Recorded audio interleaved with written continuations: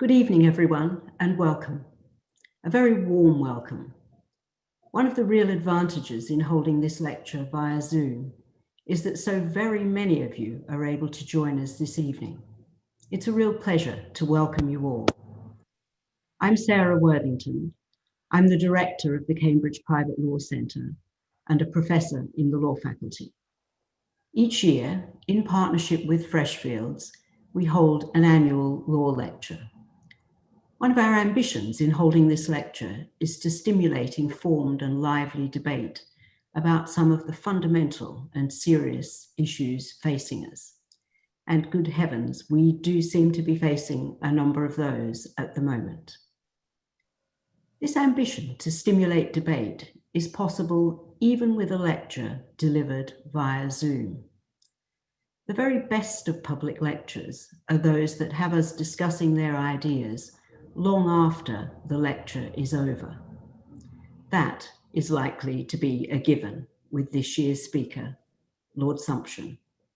He really does need no introduction. Most of you are here precisely because he needs no introduction. You know already about his early career as an Oxford Don and a medieval historian, and that he has always maintained his work in that discipline. You know that he then became a barrister and quickly rose to be one of the leading QCs of his generation. And you know that he was then the first justice to reach the Supreme Court without previous full-time judicial experience. And if you listened to the wonderfully warm valedictory speeches on his retirement from the Supreme Court, then you will also know that Lord Sumption rose to the very top in all these endeavours and left his significant and distinctive mark in each of them. And no doubt you're all here because of that. But I imagine you are also here because you heard Lord Sumption as he delivered the 2019 Wreath Lectures, Law and the Decline of Politics. Or you've read the book that followed, or perhaps you've heard Lord Sumption engaging to great effect on law and politics, either on the radio or you've read him in the serious print media. Tonight, Lord Sumption's lecture is titled Government by Decree, COVID-19 and the Constitution.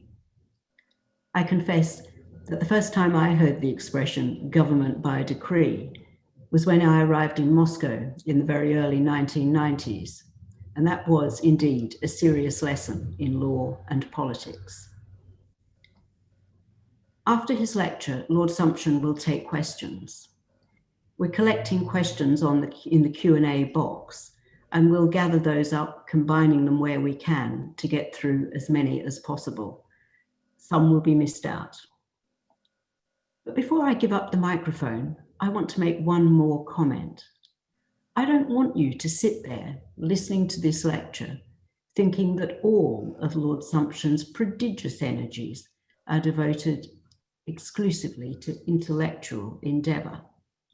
You may not know it, but I understand that Lord Sumption also has a history of serious skiing and sailing and piloting light aircraft. And several weeks ago, when I communicated with him about doing this lecture online, he was cycling through the vineyards in northern France. And then a few weeks later, as we settled the final details, he asked if there were any technical impediments to delivering this lecture from Milan. Apart from inducing envy, I thought not. So, Lord Sumption, the stage, whether in Milan or Cambridge or elsewhere, is yours. Thank you, Sarah. I wish that I could be present in Cambridge, but I'm not.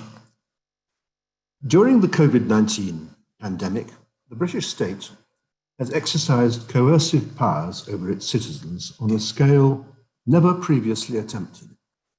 It has taken effective legal control enforced by the police over the personal lives of the entire population, where they could go, whom they could meet, what they could do, even within their own homes. For 3 months, it placed everybody under a form of house arrest, qualified only by their right to do a limited number of things approved by ministers. All of this has been authorized by ministerial decree with minimal parliamentary involvement. It has been the most significant interference with personal freedom in the history of our country. We have never sought to do such a thing before, even in wartime, and even when faced with health crises far more serious than this one. Now, it is customary for those who doubt the legality or the constitutional propriety of the government's acts to start with a hand-wringing declaration that they do it with a heavy heart, not doubting for a moment the need for such measures. I shall not follow that tradition. I do not doubt the seriousness of the epidemic, but I believe that history will look back on the measures taken to contain it as a monument of collective hysteria and governmental folly. This evening, however, I am not concerned with the wisdom of this policy, but only with its implications for the government of our country. Such a remarkable departure from our liberal traditions surely calls for some consideration of its legal and constitutional basis. As is well known, the present government came to office after the general election of December 2019 with a large majority and a good deal of constitutional baggage. It had not had an absolute majority in the previous parliament, which had rejected its policy on the terms for leaving the European Union. It had responded to parliamentary opposition with indignation. The Attorney General told the House of Commons in September 2019 that they were unfit to sit, surely one of the most extraordinary statements ever made in public by a law officer of the Crown. The government had endeavoured to avoid parliamentary scrutiny of their negotiations with the European Union by proroguing it, and had been prevented from doing so by the Supreme Court's decision in Miller No. 2. The ground for the court's intervention was that the prorogation would impede the essential function of Parliament in holding the government to account. This decision was certainly controversial in expressing as a rule of law something that had previously been regarded as no more than a political convention, although for my part I have no doubt that it was right. But whether it is properly classified as law or convention, the constitutional principle which the court stated was surely beyond question. Governments hold power in Britain on the sufferance of the elected chamber of the legislature. Without that, we are not a democracy at all.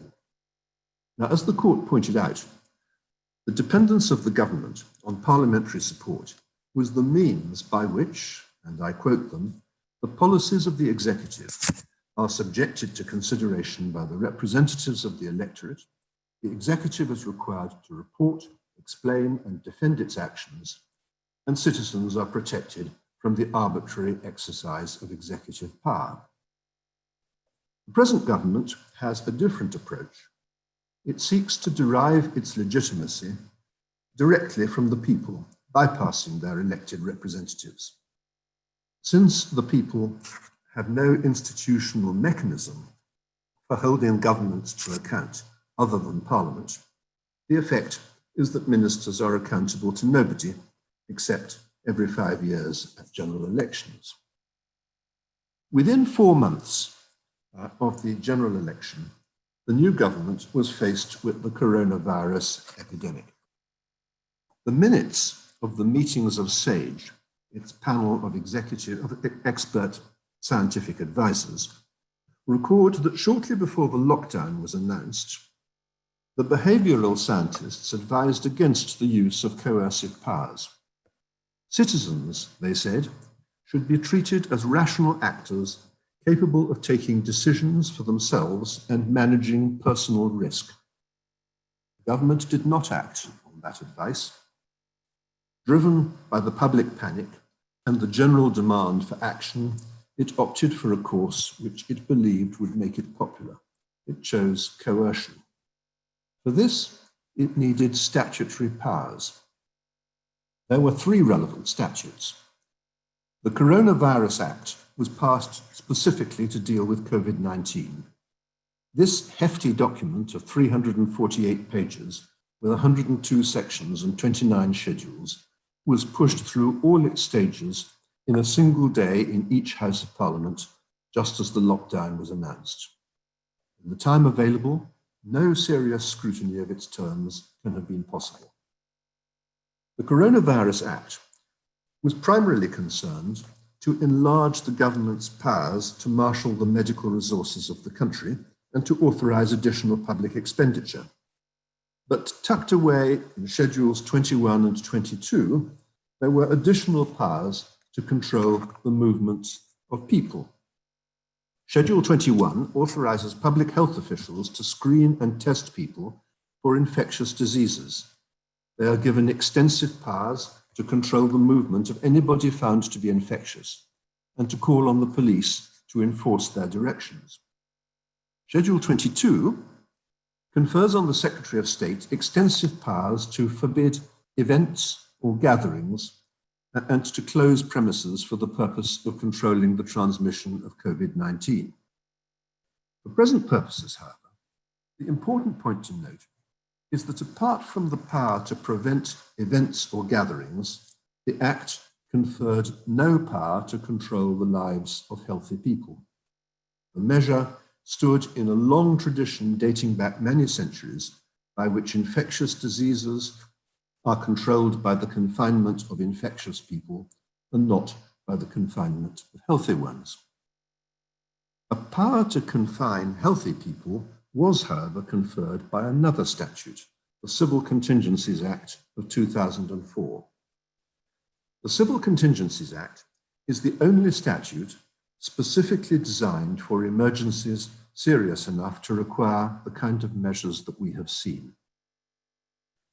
It authorizes ministers to make regulations to deal with a wide variety of events or situations, including those which, quote, threaten serious damage to human welfare.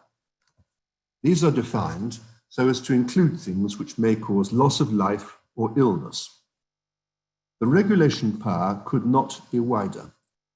Ministers are authorized to do by regulation anything that Parliament can do by statute, i.e. anything at all. Specific examples given in the Act include restricting the movement or assembly of people and controlling travel.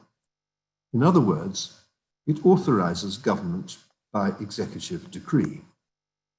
In enacting these provisions, Parliament recognized that emergency legislation of this kind is constitutionally extremely dangerous. It therefore provided for the powers to be exercisable only under very stringent parliamentary control. I shall return in a moment to that question. The government chose not to introduce a general lockdown power in the Coronavirus Act and not to use the power that it already possessed under the Civil Contingencies Act. Instead, it resorted to the much more limited powers contained in Part 2A of the Public Health Control of Disease Act 1984, as amended in 2008.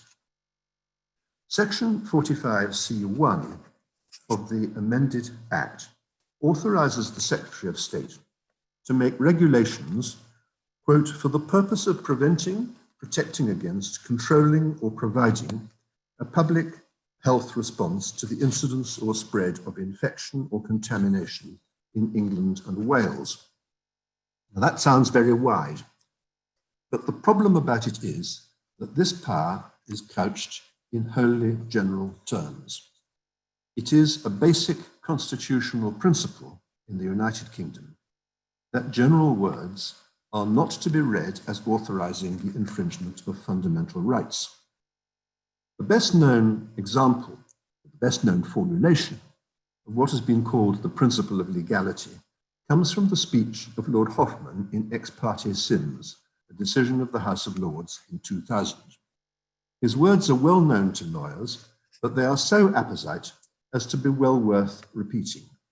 Parliament, he said, must squarely confront what it is doing and accept the political cost.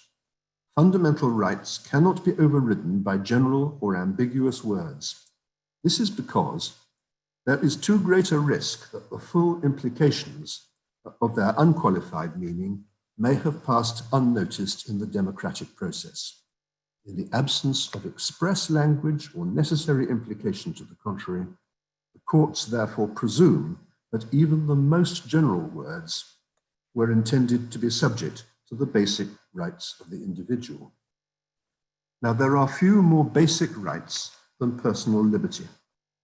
The effect of the principle of legality is that those proposing its curtailment have got to be specific about it and to take the political heat. So the question is this: what specific powers to curtail personal liberty does the Public Health Act confer?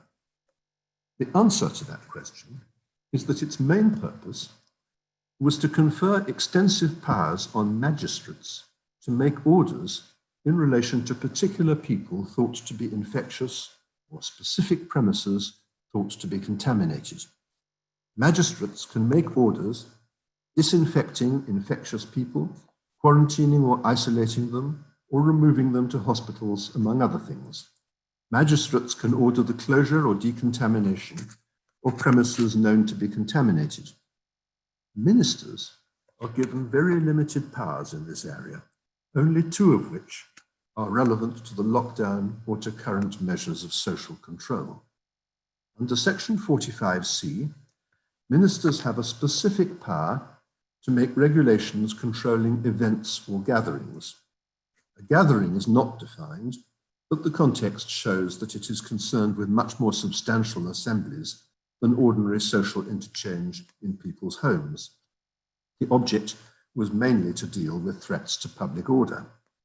Otherwise, the only specific power conferred on ministers is a power to do some of the things that a magistrate can do. The result is that ministers can make regulations controlling people thought to be infectious, but there is no specific power under the Public Health Act to confine or control the movements of healthy people. To interpret it as conferring a power of that kind would not just be inconsistent with the principle of legality, it would also be contrary to the whole tenor of the Act. It is axiomatic that if a statute deals in terms with the circumstances in which a power can be exercised so as to curtail the liberty of the subject, it is not open to a public authority to exercise the power in different or in wider circumstances. The courts will, I suspect, be tempted to give the government more leeway than they are entitled to, but on well-established legal principles, the powers under the Public Health Act were not intended to authorize measures as drastic as those which have been imposed. Why did the government not include a lockdown power in the Coronavirus Act, given that it was drafted at the inception of the crisis? The most plausible explanation is that it thought that there might be difficulty in getting such a thing through Parliament without further debate and possible amendment. Why did they not use the Civil Contingencies Act, which was already on the statute book? The most plausible answer to that is that the Civil Contingencies Act required a high degree of parliamentary scrutiny and control, which ministers wished to avoid. Emergency regulations under the Civil Contingencies Act have to be laid before Parliament in draft before they're made. If the case is too urgent for that, they have to be laid before Parliament within 7 days, or they will lapse. If necessary, Parliament must be recalled. Even if the regulations are approved, they can remain in force for only 30 days unless they are renewed and then reapproved.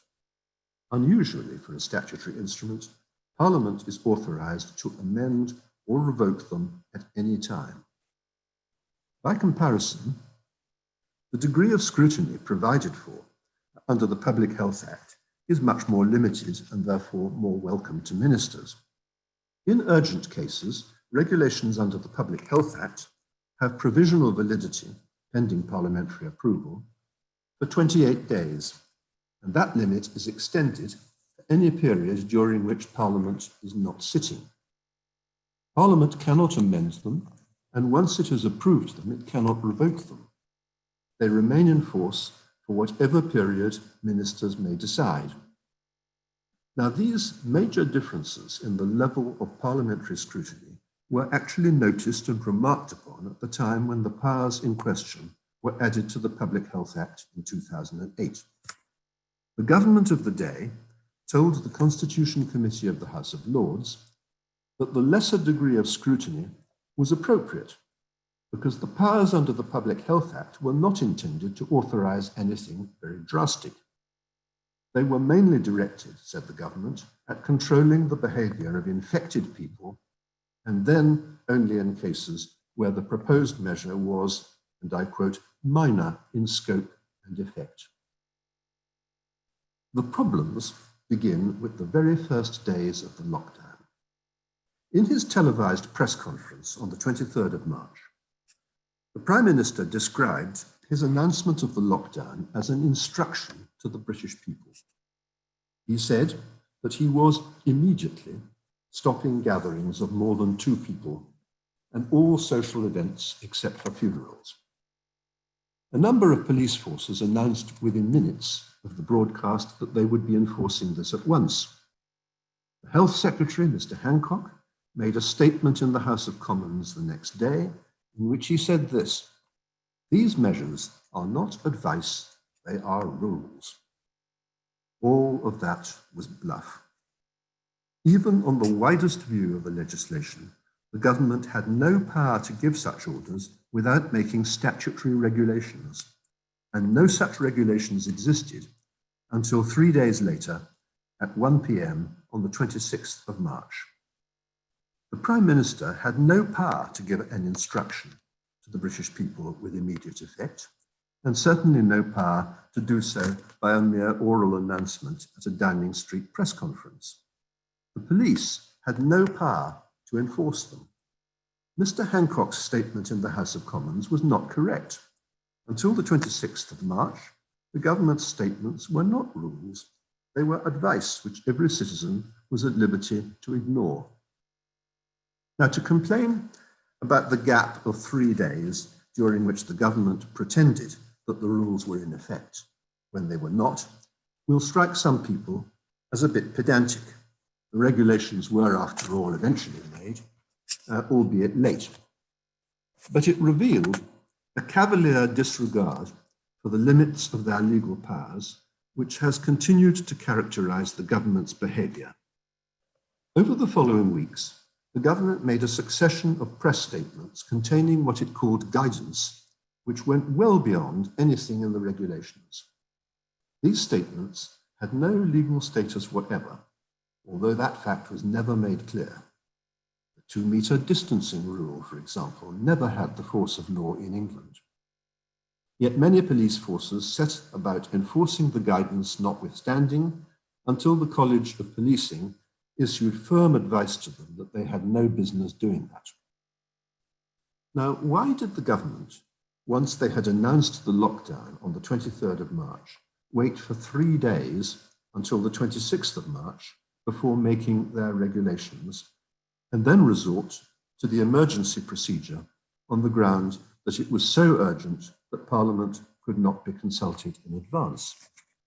The obvious answer, I'm afraid, is that Parliament adjourned for the Easter recess on the 25th of March. The government deliberately delayed their urgent regulations so that there would be no opportunity to debate them in Parliament before the recess. A period of 28 days before any kind of parliamentary scrutiny was required was thus extended by the 21 days of the recess, i.e. to the middle of May. This is not the only respect in which the level of parliamentary scrutiny of the executive has been curtailed.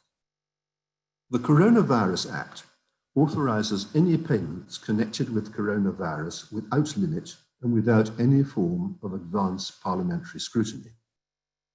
The Contingencies Fund Act, which passed through every stage of the House of Commons, on the day after the coronavirus bill, authorised an increase in the statutory maximum in the contingencies fund from 2% of the previous year's authorised expenditure to 50%.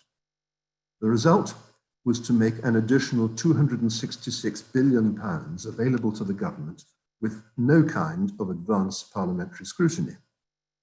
These measures departed from a century and a half of constitutional principle by which Parliament should control exactly how public funds are spent. Now, there was a number of other steps radically affecting the rights of individuals, which the government took without any kind of parliamentary sanction. Most of these involved exploiting existing regulatory regimes.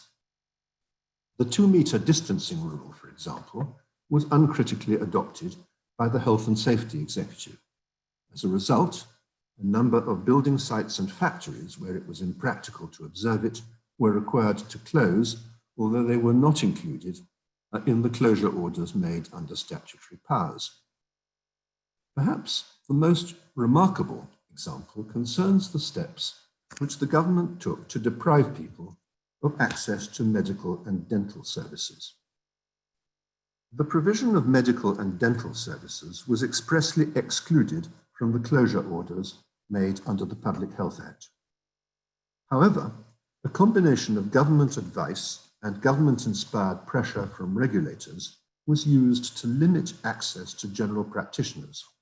They were required to conduct video triages and refer serious cases to hospitals while telling others to wait. This has had a serious impact on the diagnosis and early treatment of far more mortal diseases than COVID-19, notably cancer. More drastic still were the steps taken to close down dental practices. On the 25th of March, the Chief Dental Officer, a government official, published a statement referring to the Prime Minister's announcement of the lockdown and requiring dentists to stop all non-urgent activity. In reality, they were required to stop even urgent activity as well. Their role was limited to carrying out a video triage of patients. Urgent cases were to be referred to a small number of regional urgent dental units, which essentially performed extractions. Treatment was to be refused in all other cases. This direction, which had no statutory basis, left many people in pain or discomfort for months and threatened a significant number of dental practices with insolvency. Even after it was lifted at the beginning of June, distancing rules were imposed, which seriously reduced the number of patients that a dentist could see and made dental practices, in many cases, financially unviable. Now, this is a serious matter because the government's use of non-statutory procedures like these escapes parliamentary scrutiny. Parliament may, for example, be taken to have approved, albeit 7 weeks late, the exception in the health regulations which allowed the provision of dental services to continue. But Parliament never had the opportunity to approve the instruction of the Chief Dental Officer to precisely the opposite effect. These events give rise to concern on a number of counts. The most draconian of the government's interventions, with the most far-reaching economic and social effects, have been imposed under an act which does not appear to authorize them.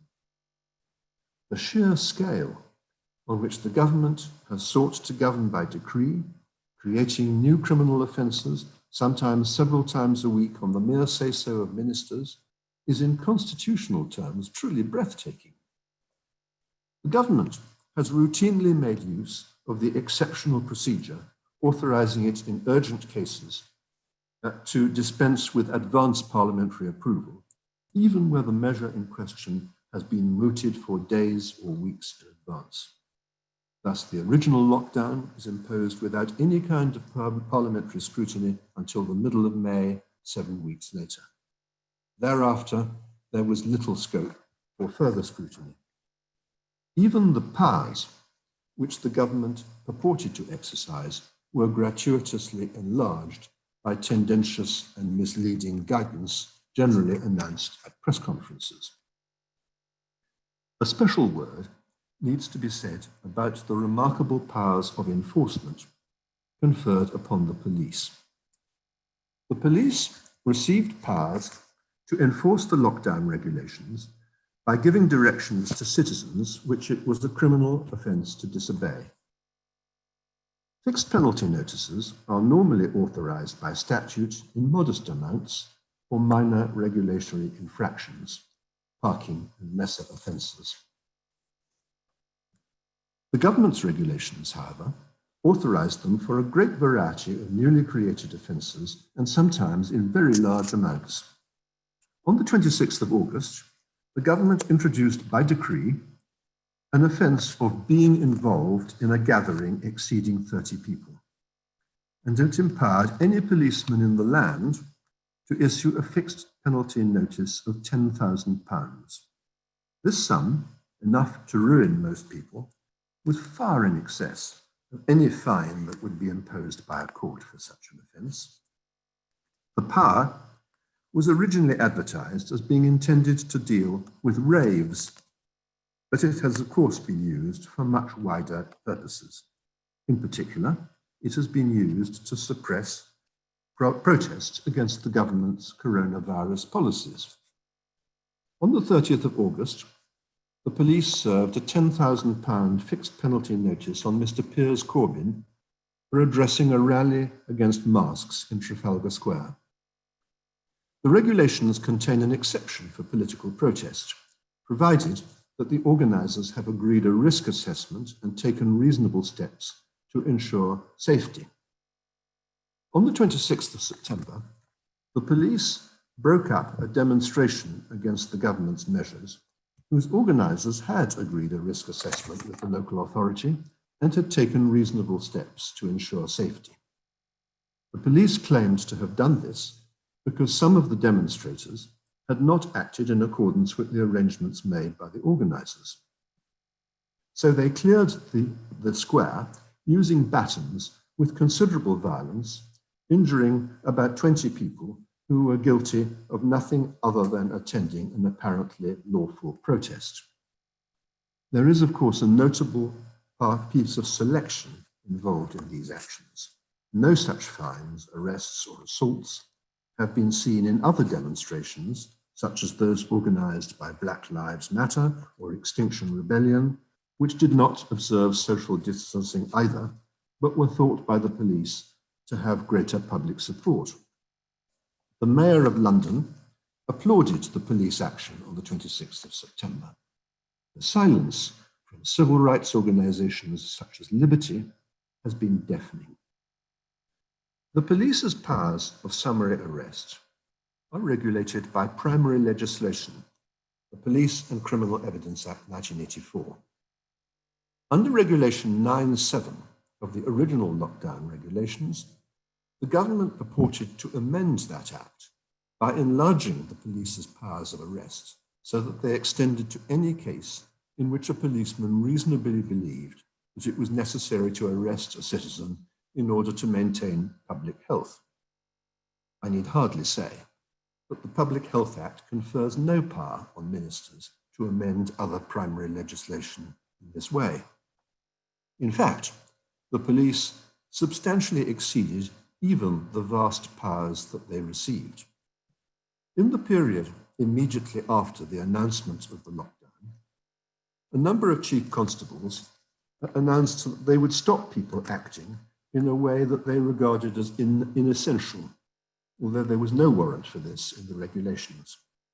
One of them threatened to go through the shopping baskets of those exercising their right to obtain supplies, so as to ensure that they were not buying anything that a constable might regard as inessential. Other forces set up roadblocks to enforce powers that they did not possess. Derbyshire police notoriously sent up surveillance drones and published on the internet a film clip denouncing people taking exercise in the Derbyshire fells, something which people were absolutely entitled to do. When I ventured to criticise them in a BBC interview for acting beyond their powers, I received a letter from the Derbyshire Police Commissioner objecting to my remarks on the ground that in a crisis, such things were necessary. The implication was that in a crisis, the police were entitled to do whatever they thought fit, without being unduly concerned about the limits of their legal powers. That is my definition of a police state. Now, many people think that in an emergency, public authorities should be free to behave in this way because the ordinary processes of lawmaking are too deliberate and too slow. I do not share that view. I believe that in the long run, the principles on which we are governed matter more than the way in which we deal with any particular crisis.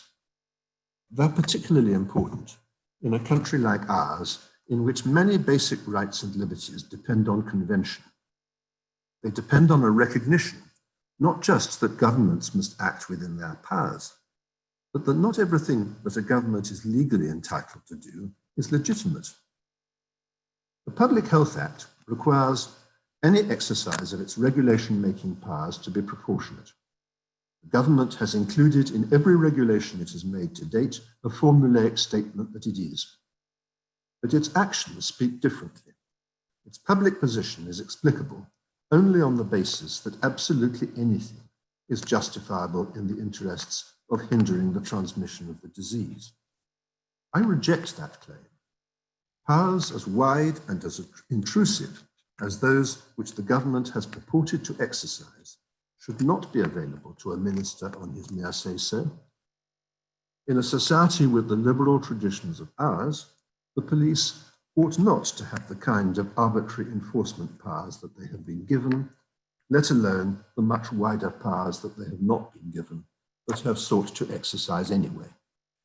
These things should not happen without specific parliamentary authority, in the course of which the government can be required to explain and justify its proposals and expose the evidence behind them in detail, so that its proposals can be properly debated, amended, or rejected by a democratic legislature.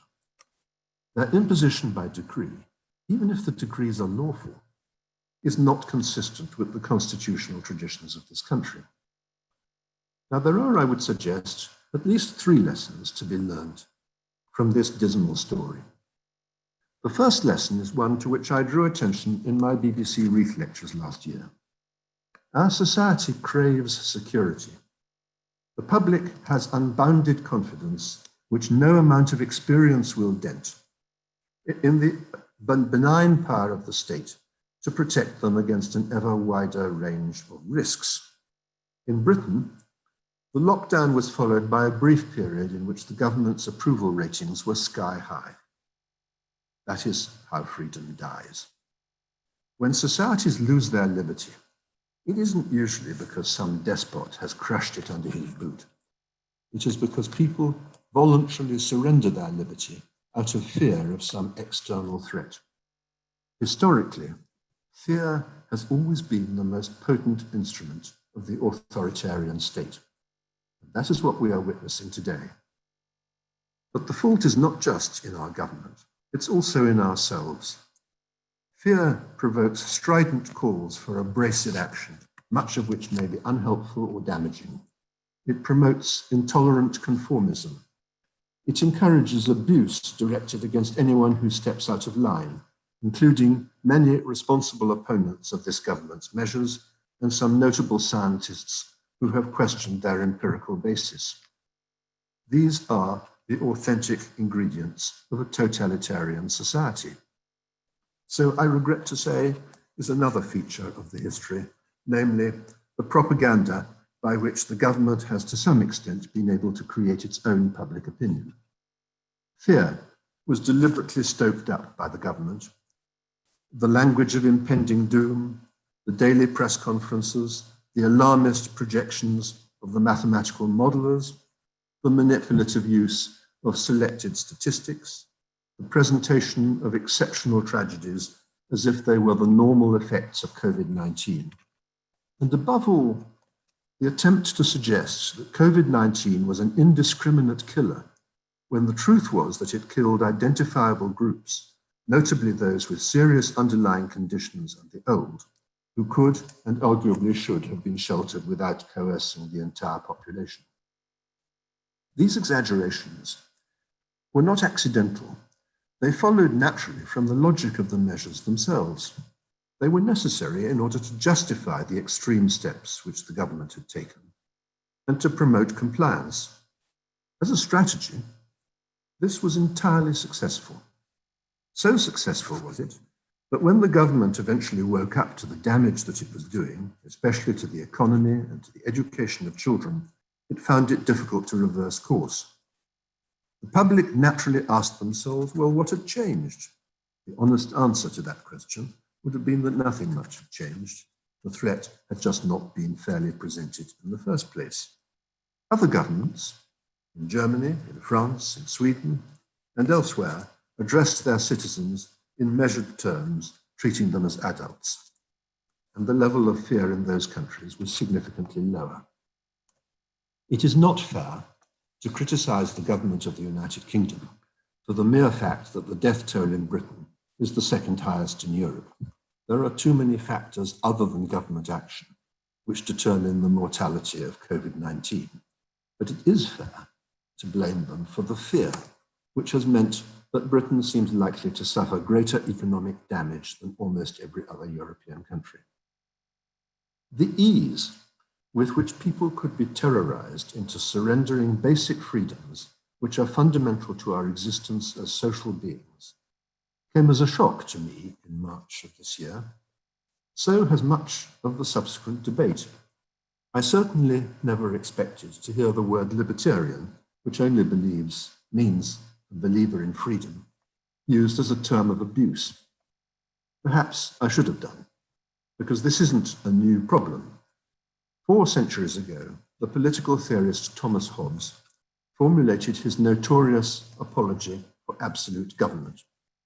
The basis of human society, Hobbes argued, is that people have no right to be free because they completely and irrevocably surrender their liberty to an overpowering state in return for security. In an age obsessed with escaping from risk, this has become one of the major issues of our time. Now, I have criticized the way in which the government has invaded civil liberties, with limited parliamentary scrutiny or none.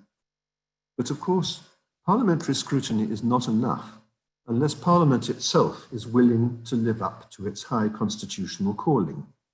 It has to be ready to demand rational explanations of ministerial actions and to vote down regulations if those explanations are not forthcoming or are not persuasive. Unfortunately, there is very little evidence of this. The public's fears effectively silenced opposition in the House of Commons. The official opposition didn't dare to challenge the government, except to suggest that they should have been even tougher, even quicker. Parliament allowed the Coronavirus Act to be steamrolled through with no real scrutiny. It agreed to go into recess at the critical point in March and April, when the need for active scrutiny of government was at its highest. When it returned, it meekly accepted government guidance on social distancing and submitted to a regime under which only 50 of its 650 members of the House of Commons could be in the chamber at any one time, with up to 120 more participating remotely on video screens. Now, that has meant that instead of answering to a raucous and often querulous and difficult assembly whose packed ranks contest governments with the largest majorities, ministers had an easy ride. The exclusion of most of the House of Commons from participating in the core activities for which they had been elected by their constituents was a most remarkable abdication of the House of Commons' constitutional functions. It has reduced its scrutiny of the government to the status of a radio phone-in program. However, the basic problem is even more fundamental. Under its standing orders, the House of Commons has no control over its own agenda. Its business is determined by the leader of the House, a government minister, and by the Speaker. Backbenchers, however numerous, have no say, and the official opposition not much more. In this respect, the House of Commons is unlike almost every other legislature in the world. They determine their own agenda through bipartisan committees or through rules which enable members with a minimum of support to move their own business. When in September, MPs began to kick back against the government's measures, the only way that they could do it was to tack a proviso onto a resolution authorizing the continuance of the Coronavirus Act, requiring the government to obtain parliamentary approval of regulations made under the Public Health Act. The Speaker, probably rightly, ruled this out as an abuse. But it shouldn't have been necessary to resort to devices like that. The standing orders date from another age when there was a shared political culture at Westminster, which made space for dissenting views and a shared respect for the institution of Parliament itself. The procedures of the House of Commons are not fit for a world in which the government seeks to shove MPs into the margins. Speaker Hoyle was surely right to accuse ministers of despising Parliament, but it will take more than schoolmasterly lectures to address this problem. Over the past few years, the House of Commons has lost much of the prestige and respect that it once enjoyed with the public. Mr. Cox's strictures against Parliament in September 2019 were outrageous, but Parliament will richly deserve them unless it can rise to the challenge of controlling the most determined attempt by any modern government to rule by decree. So much for the first lesson of these events. The second is a variant of Lord Acton's famous dictum that power corrupts and absolute power corrupts absolutely. Ministers do not readily surrender coercive powers when the need for them has passed. The Scott inquiry into the Matrix Churchill scandal, which reported in 1996, drew attention to a broad category of emergency powers which had been conferred upon the government at the outset of the Second World War, until such time as His Majesty should declare by order in council that the war had ended. These had been kept in force by the simple device of ensuring that no such order in council was ever placed before His Majesty. They were still being used in the 1970s and 1980s on the footing that the Second World War was still in progress, for purposes quite different from those originally envisaged. Likewise, the powers conferred on ministers and on the police by the Terrorism Acts of 2000 and 2006 have been employed not just to combat terrorism, but for a variety of other purposes, including the control of peaceful demonstrations, the enlargement of police stop and search powers to deal with ordinary non-terrorist offences, and the freezing of the assets of an Icelandic bank for the protection of its UK depositors. So it will come as no surprise that the present government, having announced on the 23rd of March that the lockdown would be necessary until the NHS was able to cope with peak hospitalisations, should in fact have continued through May and June, well after this objective had been achieved. Ministers did this notwithstanding the warning of their scientific advisors in reports submitted by SAGE in February and March that a lockdown could delay infections and deaths but not stop them. Once again, fear persuaded people to accept the surrender of their liberty, even when the lockdown was no longer capable of achieving the objective originally claimed for it.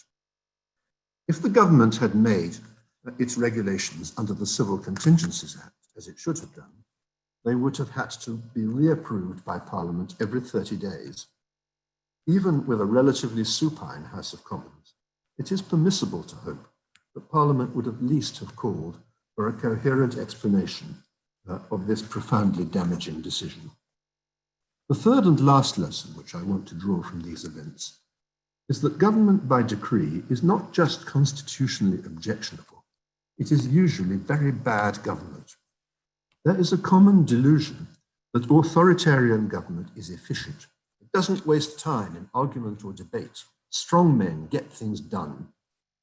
Historical experience should warn us that this idea is almost always wrong.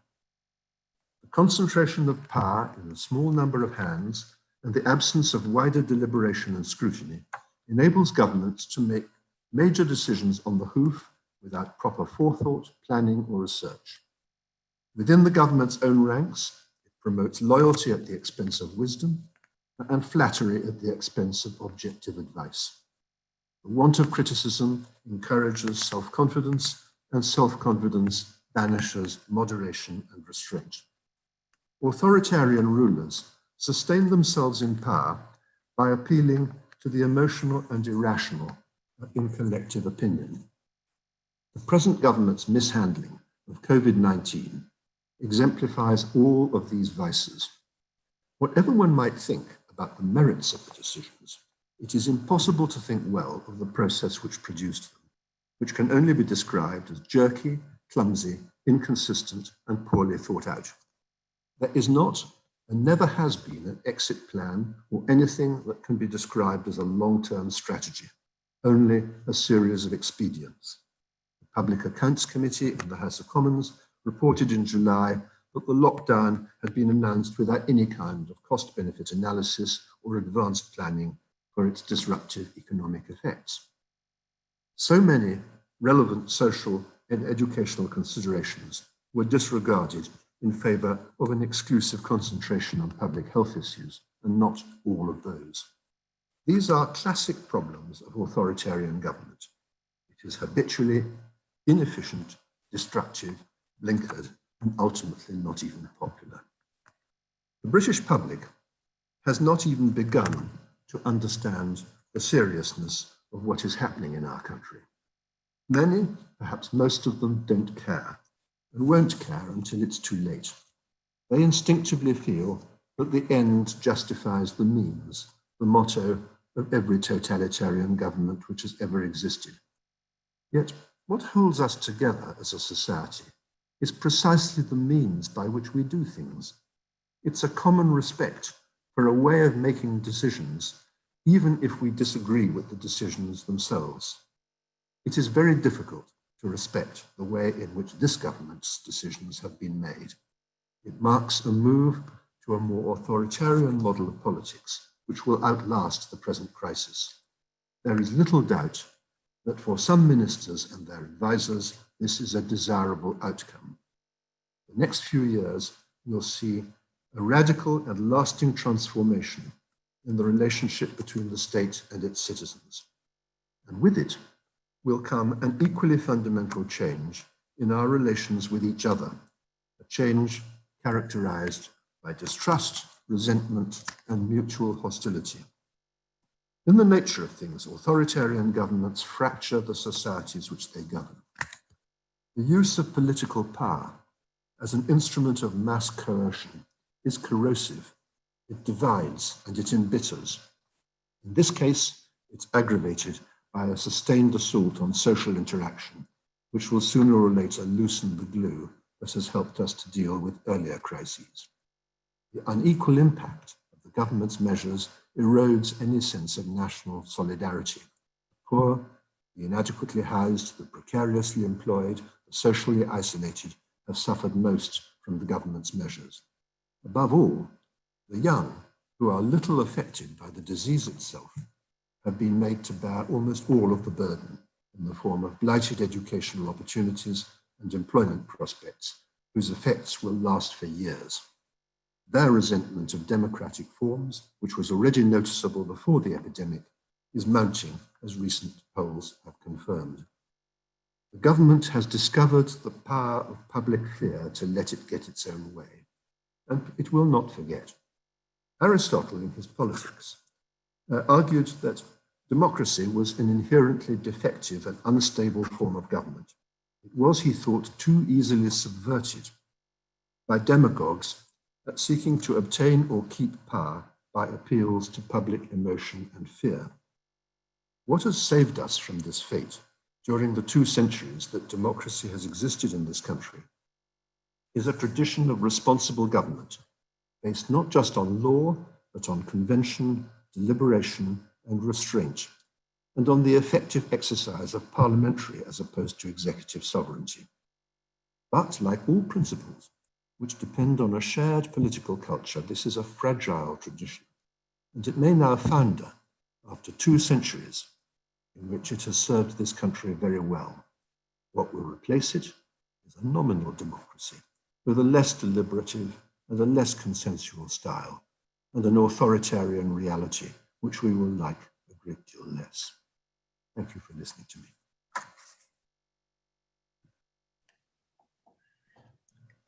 Thank you very much, Lord Sumption. Thank you very much, Lord Sumption. If you were in Cambridge, no doubt you would hear the applause. We're not going to give you a vote of thanks just yet. You did agree, I think, to answer questions, and there are 75 questions, and I had more beforehand, so we certainly won't get through all of them. So what I'm going to try and do is combine a number of issues and get your reaction to whichever bits you feel like reacting to, if I can put it like that. So where I want to start is directly on some of the legal substance that you raised in your lecture. And this sort of comes in three parts. First, has the government broken the law in its exercise of powers in respect of lockdown or mask mandates, et cetera, and if it has, how should that be addressed? And then the other side of it is, should the people be obeying these measures or resisting them? And if they should be resisting them, how? And I hesitate to push you this far, but I'll put it this way, do you expect civil unrest as we get towards Christmas and New Year, even if you wouldn't go so far as to recommend it? Well, the first of those questions, has the government broken the law? The government has, in my view, passed regulations which it had no power to pass. They are therefore liable to be quashed on judicial review. I have not suggested that the government could not have done all the things it has done under other statutes, but it would have had to submit to a much more stringent regime of parliamentary supervision, which it didn't want to do. Now, when one talks about breaking the law, one sort of has in mind people being carted off to prison by policemen. This isn't that kind of situation. It's a situation where the government has purported to exercise a power which it doesn't have, with the result that its acts are simply a nullity. Resistance, well, as you remarked earlier this evening, Sarah, I am in Milan, where last night there was serious civil unrest in the main public squares, and there have been in many cities in Italy. I don't expect this to happen in the United Kingdom. I would be very surprised if it did, because we have a very different tradition about how to behave on the streets and about the appropriate measures of political protest. I think, however, that, and this brings me on to the third part of your three-part question, I think, however, that people will respond to some of these rules by simply ignoring them. That's the form which I would expect resistance to take. People, I personally do not believe, and others will disagree, that there is a moral obligation to comply with the law simply because it is the law. It seems to me that there are circumstances in which there are more powerful considerations the other way. It seems to me that when you hear ministers, for example, discussing the question whether people should spend Christmas with their families, as if the right to spend Christmas with your family was a kind of boon or gift or favor conferred by ministers out of the kindness of their hearts, you have to ask yourself, what are the moral limits of the government's power, even by lawful regulations, let alone unlawful ones, to control the private lives of individuals? Personally, I think that some of these regulations go well beyond the moral rights of government, and I would not be at all surprised if they were widely ignored. One of the striking things is that although polls show that there is still a majority, although a much smaller one, supporting the government's measures or indeed asking for them to be strengthened, people's actual behavior is different. The behavioral scientists on SAGE have reported that the rule of six, for example, has been widely ignored. And I've no doubt that the same will be true of any attempt to stop people spending Christmas with their families. Can I follow that up with a question that goes a bit further in the sense of how the public tends to respond to rules, complying with some, disobeying others? Do you think the courts fear flying in the face of public opinion when they're deciding to uphold the law or the rule of law, depending on the sort of issue? So, for example, the question came from an Australian. There are closed borders between states in Australia that have quite a lot of public support, and some queries about the legitimacy of imposing those closed borders. When that eventually gets to court, will the judges be a bit hesitant about finding the imposition of the borders are wrong? Well, no judge will ever admit to being influenced by public opinion in the resolution of a legal question. But it's a matter of daily experience that in practice, judges are much more reluctant to interfere with decisions for which there is wide popular support than others. I think that is unfortunate. I think that judges need to be fearless in applying the law, particularly in a case like this, where the government could have done what it has done perfectly lawfully, but chose to do it in a way that evaded parliamentary scrutiny. So the answer is, in general terms, judges are often more strongly influenced by public opinion than they either ought to be or will admit to being.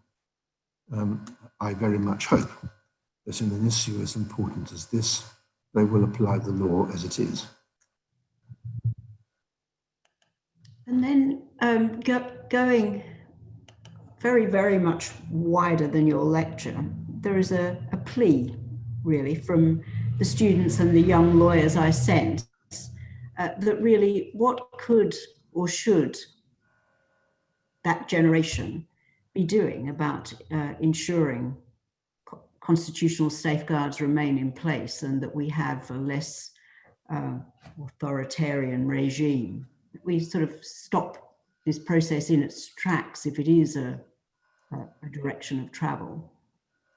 Well, in a society like ours, which does not readily resort to violence, as some European countries do, there is not a great deal that they can do other than support judicial reviews in the courts.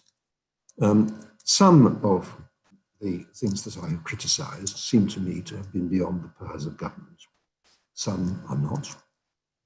They are simply objectionable. And I think that all that we can really do in a society which essentially believes that political protest should be peaceful is to be politically active, to engage with MPs, and to be prepared to protest visibly but not violently. Do you think that,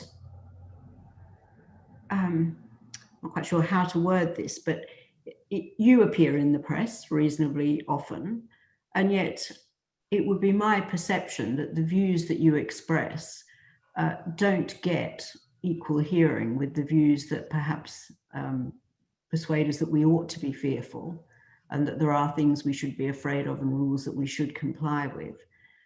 And I don't know that I'd go so far as to say this is part of the cancel culture or ostracism of certain ideas, but there is a sense, I think, increasingly, and one of the questioners asked about this, that apparently political scientists about 10 years ago began to talk about opinion corridors. I hadn't heard this expression before, but you know, the narrowing of a range of ideas which it's acceptable to talk about.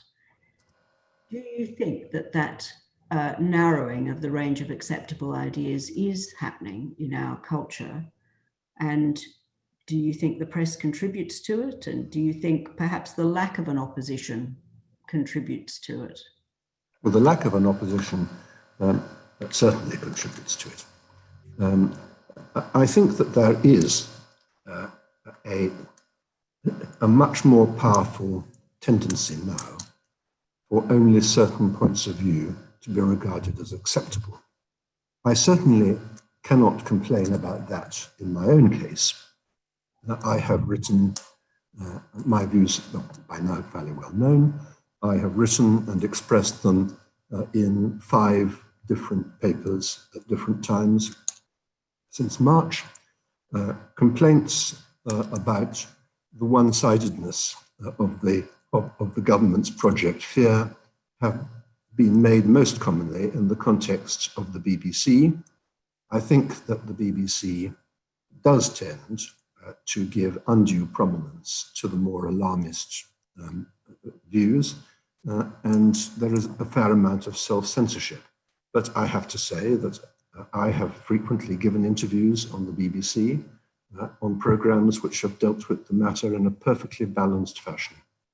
So I think it's light and shade, but no generalization in this area is going to be completely true.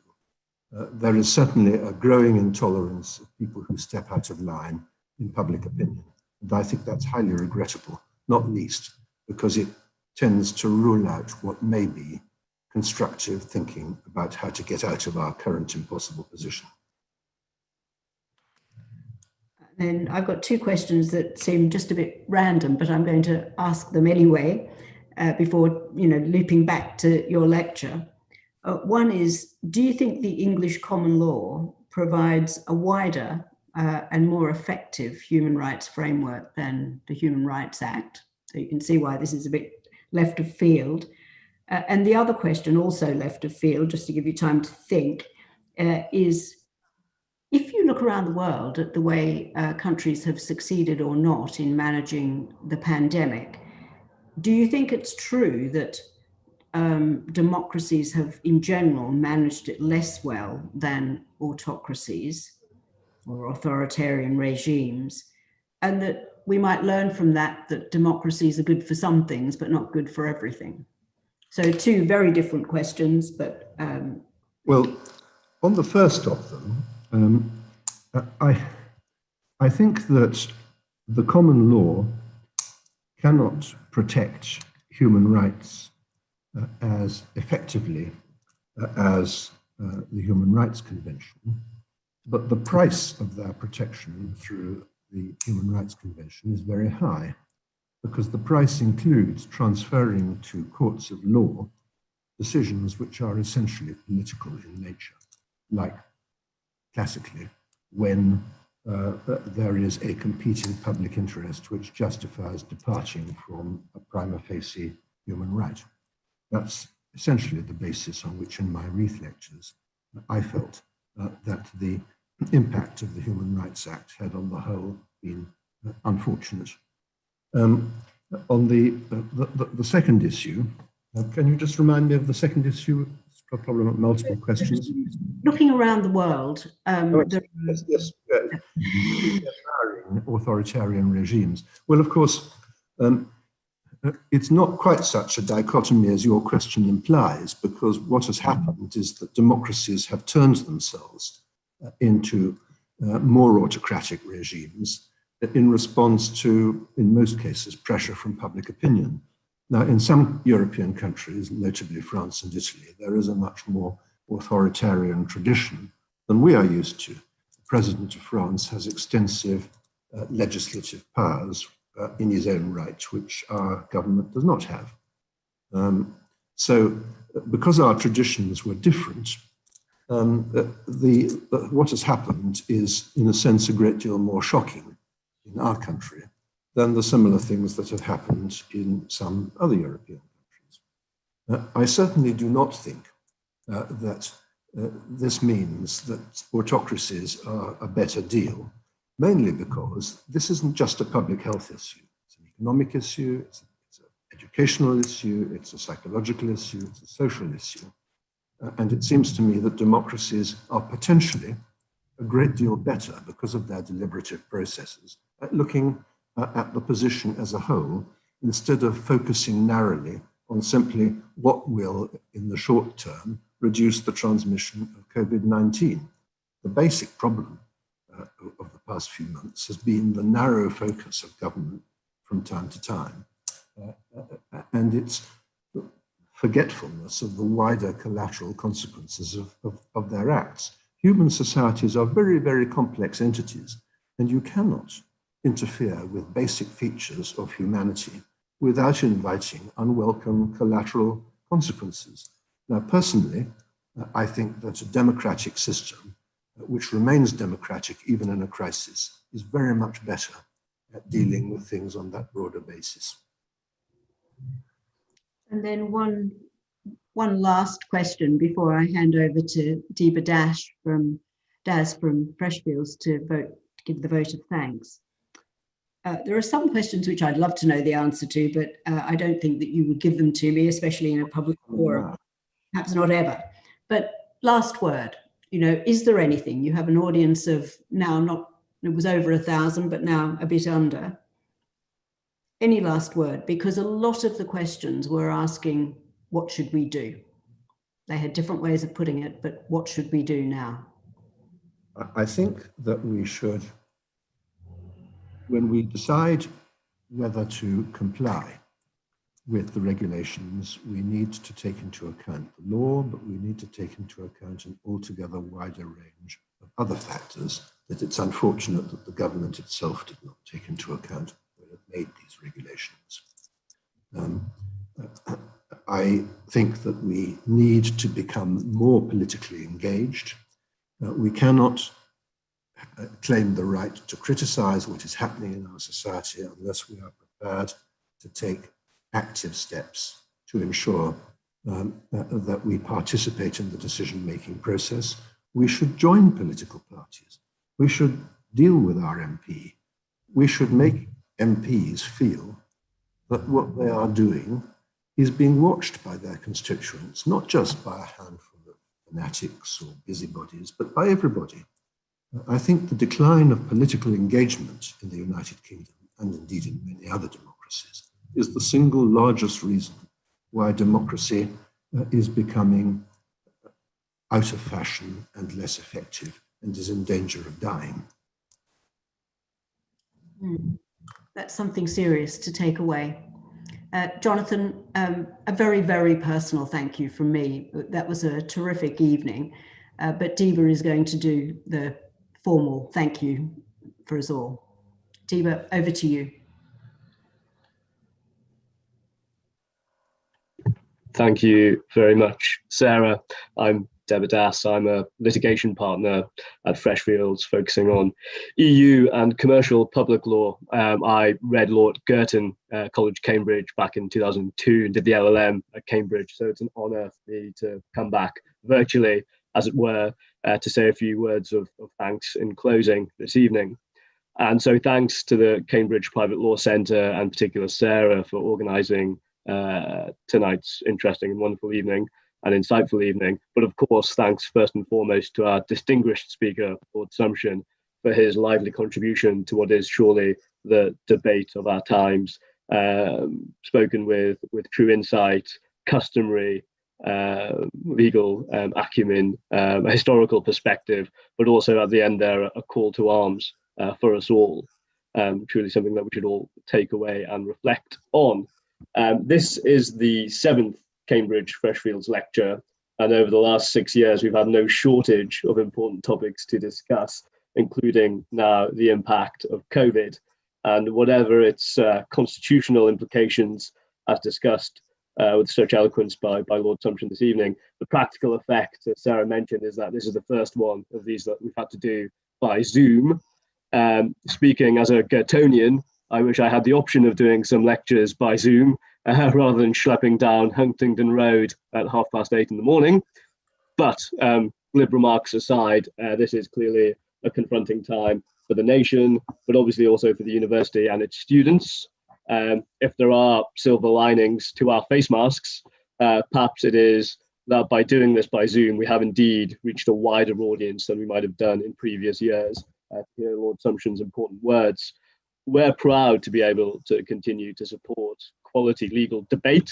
We've heard a lot about the importance of debate tonight and education at Cambridge, and we want to support the university in widening access to that. This is, I think, the end of the first week of full term at Cambridge, if I remember rightly.